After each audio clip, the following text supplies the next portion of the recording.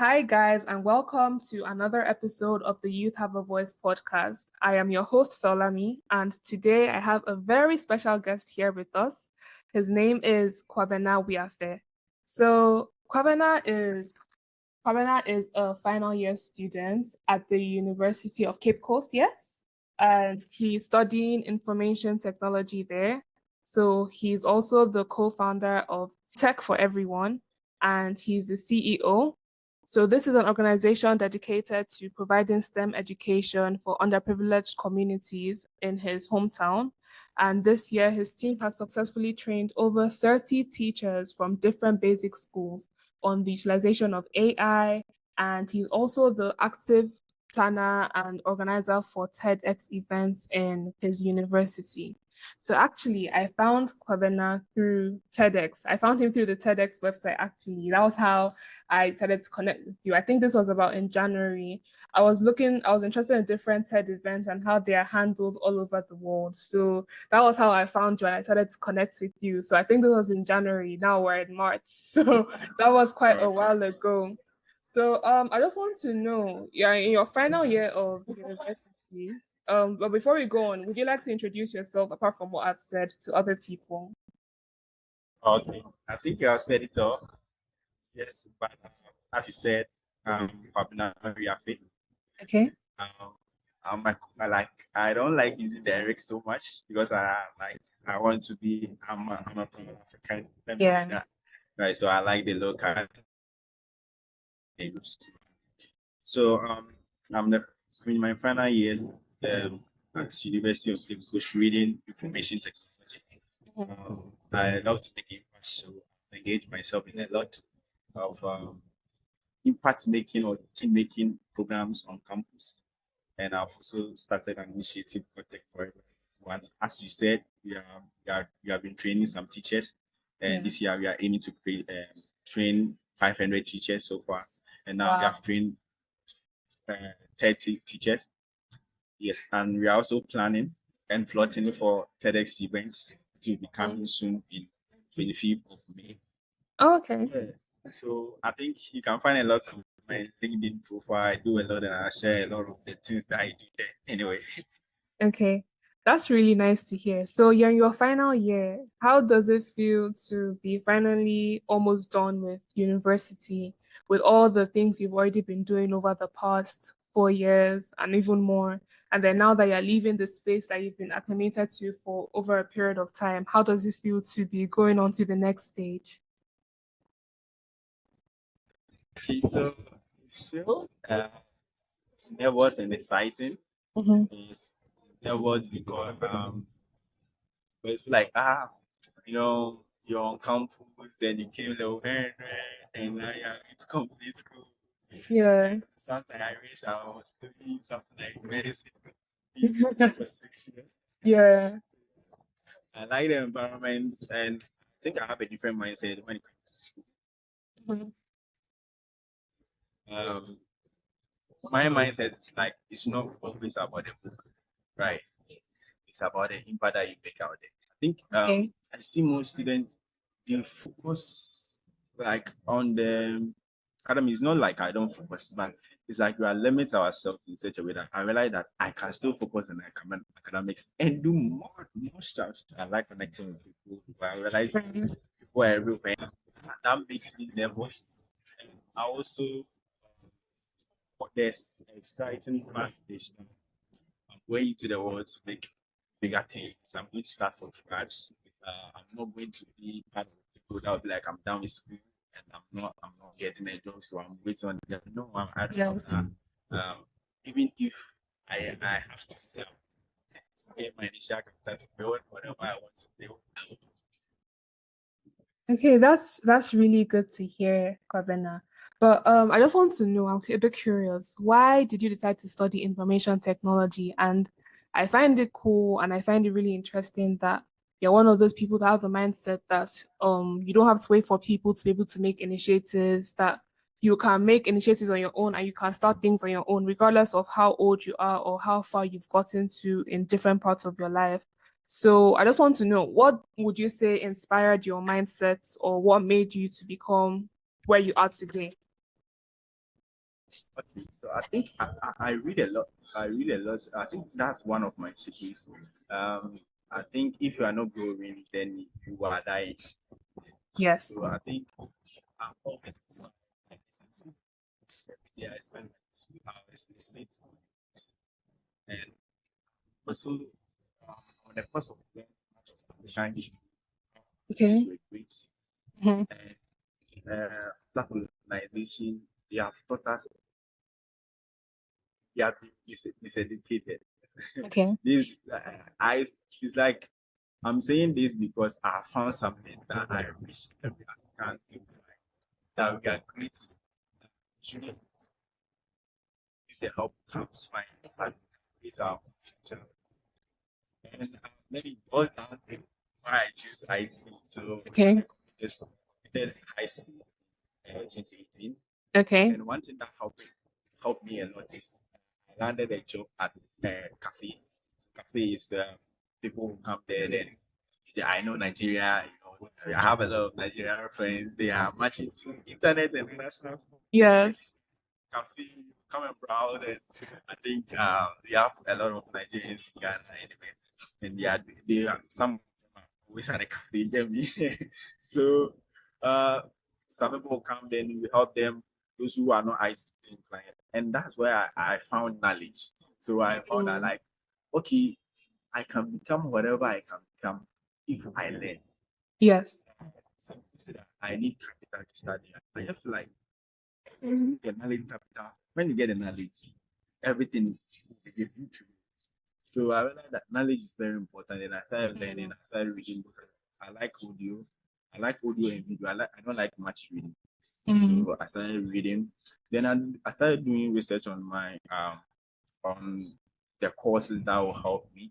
So initially I wanted to become a geography teacher. Well, look at this because I love geography. Either geography teacher or a cons teacher anyway, because that was my favorite. It's something that I realized that no one is perfect. Like Yes. when I see Max Gabeck, I feel like the same caliber, same human. Mm. I think it's what how was your upbringing was. Mm. I was reading much about Max Zuckerberg, and at the age of 12, he was he was coding like the environment, computers, everything was available to him. Yeah. Imagine I got to use my I started using computer when I was 18, I think 19 something. So imagine Mhm. these two people. It's very different. What I'm trying to say is that you should have that mindset that no one is better than someone. Being Yes. race aspect or we are all humans. Yes. Then we Definitely. can all do this. So I realized that IT and computer science is booming, and I started learning IT. So I was good, and I realized that when you know IT, it's like some people run to you for advice, and so I was having that Yes. kind of That's the feeling. future. That's the future of the world at the moment. Sure. So I was like, really? So even like that I was looking down, like even anyone can come to me, no matter how the person is, because that Mm. person doesn't have that knowledge in that. Then they will come down so that you teach them or you do it for them. Sometimes you see their stuff just because they do not have to do it. I think that I understand. So then I like that. Then let me get into IT. So I stay in there for 2 years. Then I purchased a form. CC.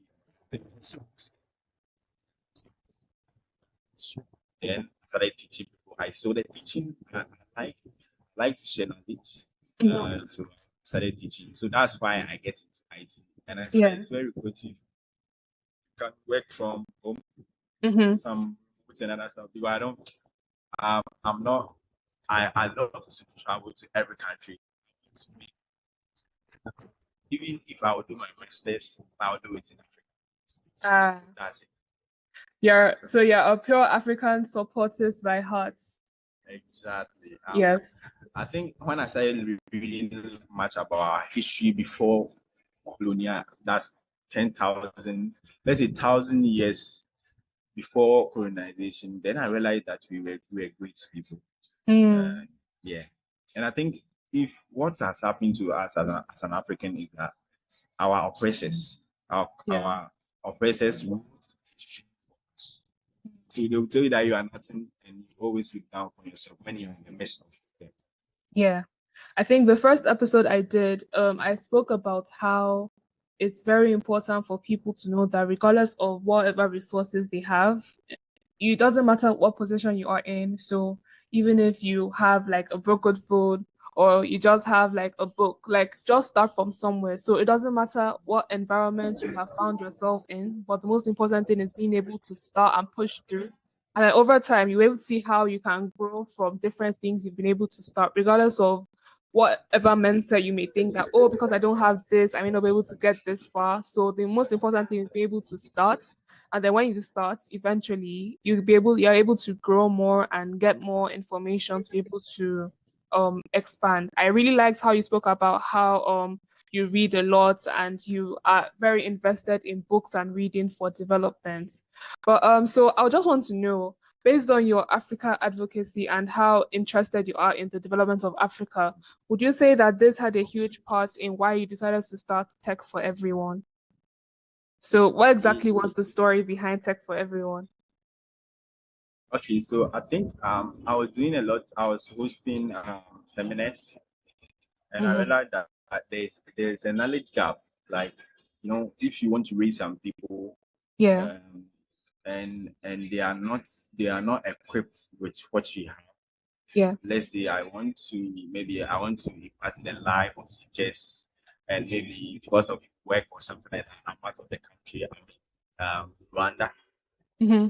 I want to even maybe take these students because I'm available. They don't even know how to use this Google Meet and other stuff. So even the fundamental lacks, Yes. right? So it's about time that we equip our people with the right skill sets.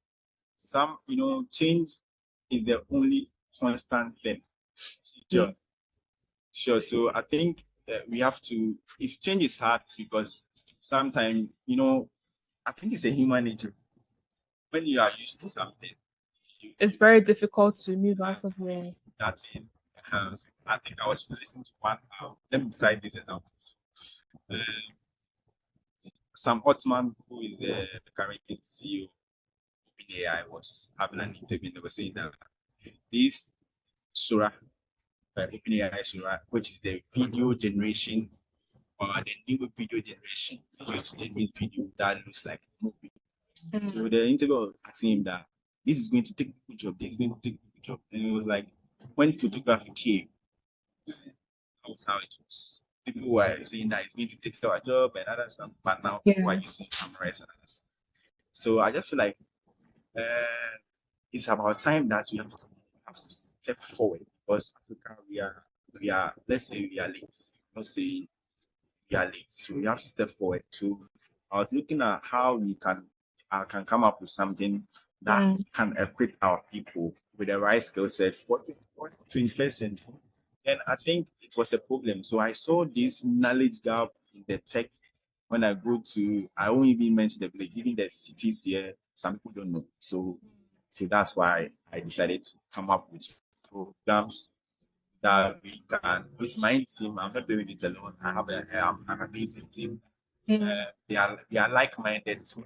I post self most of them on LinkedIn and I saw what they are also doing and we connect with them. It's like we are doing this. I think you can find some of our videos from the teachers, the feedback from teachers before and after uh, training them with these technologies. I love how you mentioned that you found people to work in your team from LinkedIn. So, how do you think LinkedIn has been a huge networking platform for people? And how would you advise a student to go about networking who isn't really sure of where to begin or where to start? What tips would you give to students in terms of networking? So, even students who may not really want to go into technology, but they want to meet people in their field, what would you advise for them if they want to go into networking? I think this is a nice question. Thank you for that. I think whenever I've been teaching students. I'm also part of another program that we teach Mm. students LinkedIn. Right? So I think I even have on my YouTube channel, Tech for Everyone YouTube channel, a full LinkedIn course for student or any beginner. I tell my student that for the answer to get from this, it's only 30%. My focus is only 30%. The rest is networking, connection, building business, starting something. I'm a student and I'm selling. Like I sell. I go to hostels, Sometimes it amazes people. And for knowing that it helped me to sustain myself. I don't always call my parents for help, especially monetary aspect, because I have something doing. Like I've learned much about money, financial, and all this stuff. So I see that the school that we go, like the content that they teach us, it has little to do with your success. Like this is amazing, but it's scary. But let me say, what they taught us is not enough for you to start a job, but it's not enough for you to start something yourself. So I was saying something to my friend that when it comes to focus on you don't even have friends. Yeah. I have a quote that before I complete school, I want 5,000 contacts. I'm not having 1,000. So when I see the first thing I would do is that I ask your name, the color that you're name. Okay, maybe I'm going somewhere, let's exchange. So I always because always my product at well.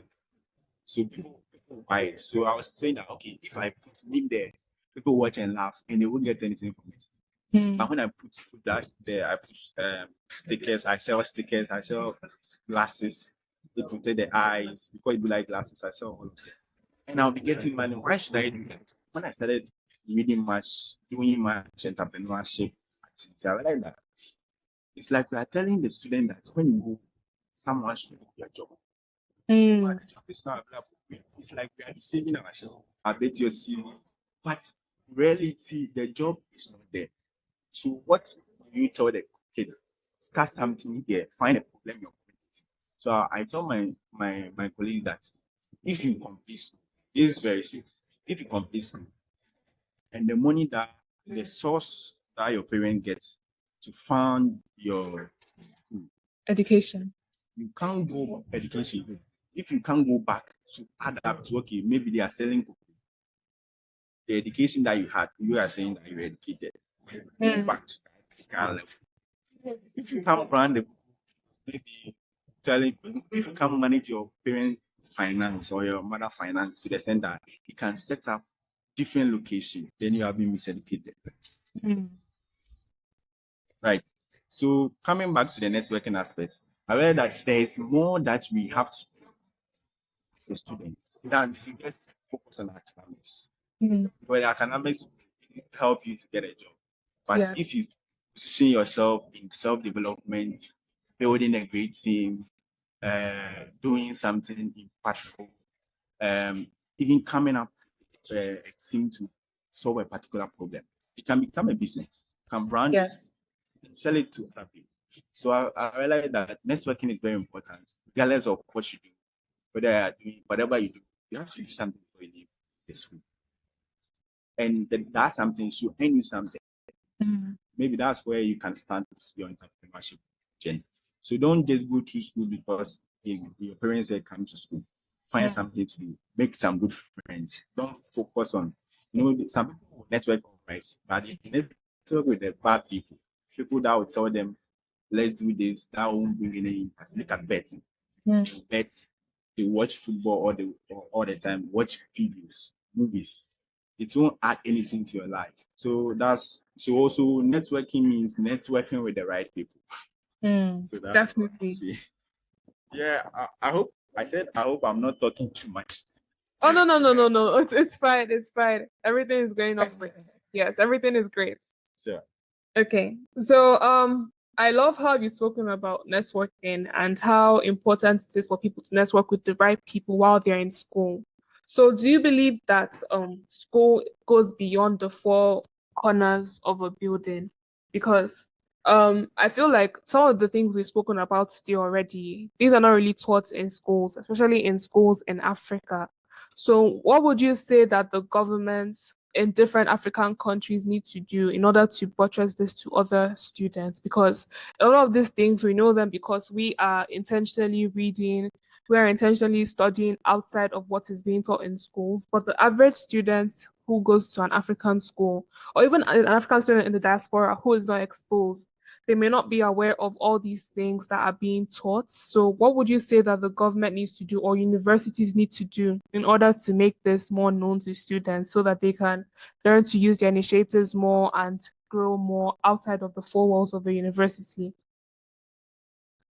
Okay. I think it is an amazing question, and I'm looking at how I can answer it 100%.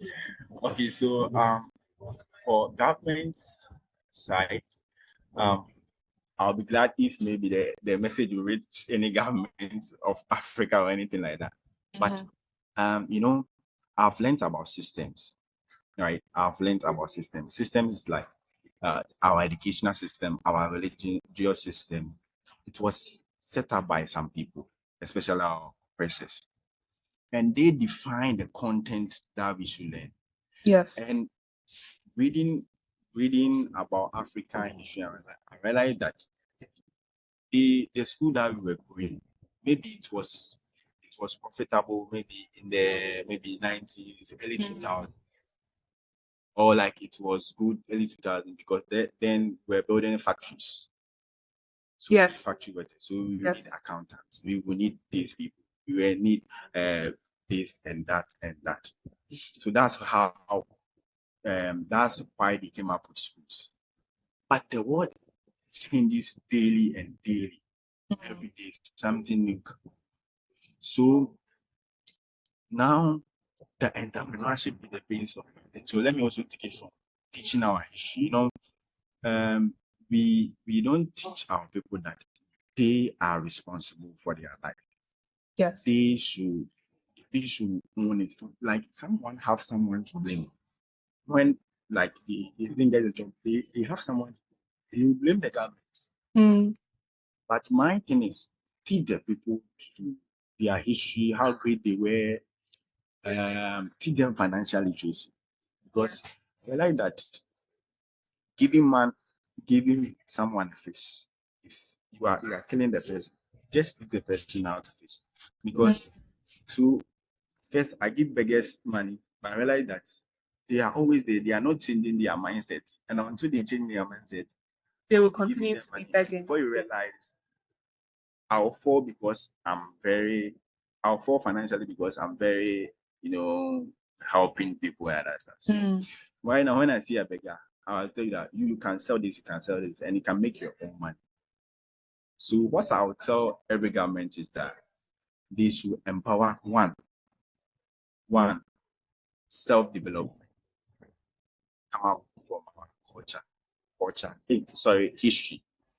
So we have to tell ourselves we are what we can also create our own companies. Two, we have to teach them financial literacy. You have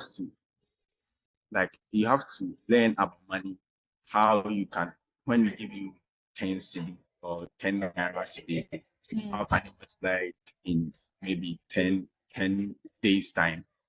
So I Yes. think this is what have to be taught in our school. And based on that, we should also teach them critical thinking so that we can solve complex problems. Then we add the business aspect. If you solve a problem, how can you package it into a product or service? Then you sell. When you're done with school, you are not going to beg government for job. Yes, You're not going to definitely. blame anyone for your unemployment or something. Definitely. I also believe that if, like, let's say in a class of 50 students who graduated from maybe a business school, if 25 students are able to successfully start up businesses of their own, then unemployment to an extent has been solved because they will need labor force to be able to pursue some of their goals. So if more people in universities, even while they're still in school, are more critically inclined to want to start up things for themselves and build businesses and create ventures, then unemployment will be greatly reduced. So we wouldn't have to exactly wait for the government itself so that people will be able to have access to jobs. So I completely agree with everything you've spoken about today. So I have one final question for you before we wrap up this podcast session. So talk to me about the TED program, the TEDx program at your university. How does that exactly work, and how do you think it has kind of impacted you and also your personal life and all the other things you have been doing? Okay, so I think the TEDx University of Cape Coast was the first time it was on University of Cape Coast was 2016. So I think that was the second time that the first time 2016. In 2020, we are hosting it. So I don't have much experience of. I haven't even participated in any event like that. But the third event is 1 day event, and when you get a license for the first of all, you have to get a license. So my organizer got a license, so I'm co-organizing. I'm helping him. So but like now, uh, we are collaborating with the University of Cape Coast and other bodies on campus. So the collaboration aspects, I'm now getting to even sit with our VC, that's Vice Chancellor, to talk about TEDx because it's TEDx, the Yes. brand is there. And sit like getting so many people, so many because it's a global brand. We have been able to reach out to some sponsorships from other companies just because we are leading. So until the program happens, this is what I'll share about TEDx. Because we are now planning to have a major program since 2016. Wow. Okay. That's really good. That's really good. But would you say that your experience of co-organizing the TEDx programs have contributed to your personal job and some of the things you do through Tech for Everyone? Would you say that some of the skills you have learned so far have been able to transfer to Tech for Everyone? Okay, I think I got that position, let's say about 6 months. So let me maybe share what I've learned from that position. So I think one thing that everyone has to learn is to work with people because if I have a company here, I can be a big company. Maybe when I'm starting as an entrepreneur, I can do maybe almost everything by myself. But if it become bigger, I have to employ people to work for me. Yeah. And knowing how to deal with people temper, how to manage them is one of the tedious but rewarding skill to have.